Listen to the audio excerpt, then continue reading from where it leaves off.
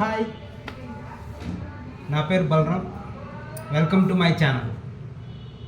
So ఈరోజు topic ఏంటంటే, చాలామంది నా ఫ్రెండ్స్ ఏమంటున్నారంటే, అరే ఎప్పుడు వీడియోసే చేస్తున్నావు, డిఫరెంట్గా ఏదైనా ట్రై చేయి, కొంచెం క్లిక్ అవుతావు అంటున్నారు.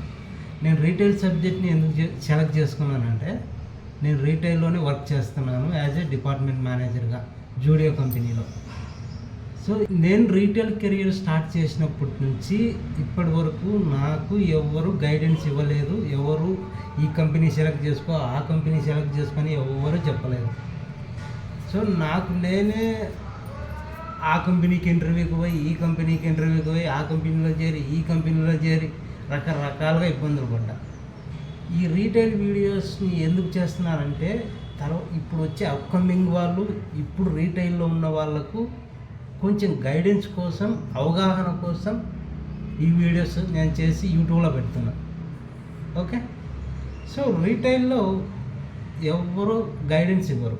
ఇప్పుడు ఏదైనా ఒక గవర్నమెంట్ జాబ్కు ప్రిపేర్ అవుతూ ఉంటే కొన్ని కోచింగ్ సెంటర్స్ ఈ బుక్స్ చదువు, ఆ బుక్స్ చదువు, ఈ విధంగా ప్రిపేర్ అవ్వు, ఆ విధంగా ప్రిపేర్ అవ్వని గైడెన్స్ ఇస్తారు. అలాగే సాఫ్ట్వేర్లో కూడా కొన్ని అమీర్పేటలో చాలా కోచింగ్ సెంటర్లు ఉన్నాయి, వాళ్ళకు కూడా గైడెన్స్ ఇస్తారు.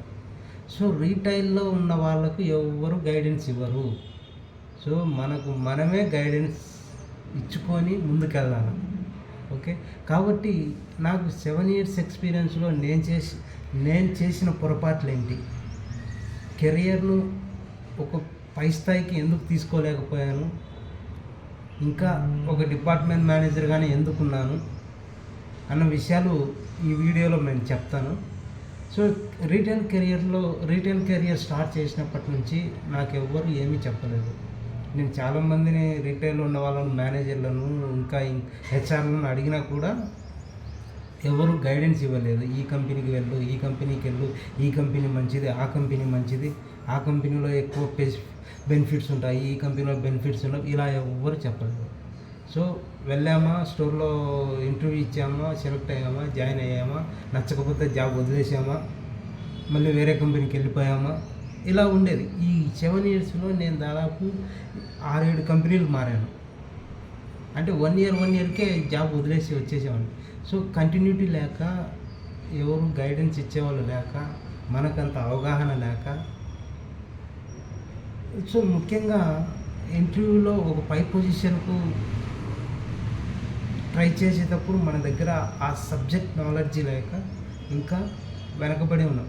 కొందరు రీటైల్లో 10 సంవత్సరాలు, 15 సంవత్సరాల నుంచి చేస్తూ ఉంటారు, కానీ వాళ్ళు తక్కువ పొజిషన్లోనే ఉంటారు. ఒక 10 సంవత్సరాల ఎక్స్పీరియన్స్ ఉన్న వ్యక్తి దాదాపు ₹1,00,000 శాలరీ తీస్తాడు రీటైల్లో.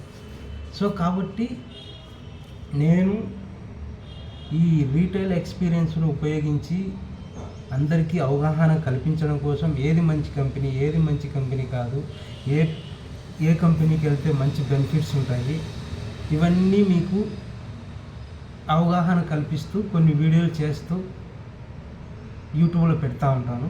సో దయచేసి ఎవరన్నా ఇంట్రెస్ట్ ఉన్న వాళ్ళు, ఈ ఫీల్డ్లోకి వచ్చేవాళ్ళు చూసి అవగాహన పెంచుకోండి, కెరియర్ను బాగా బిల్డ్ చేసుకోండి.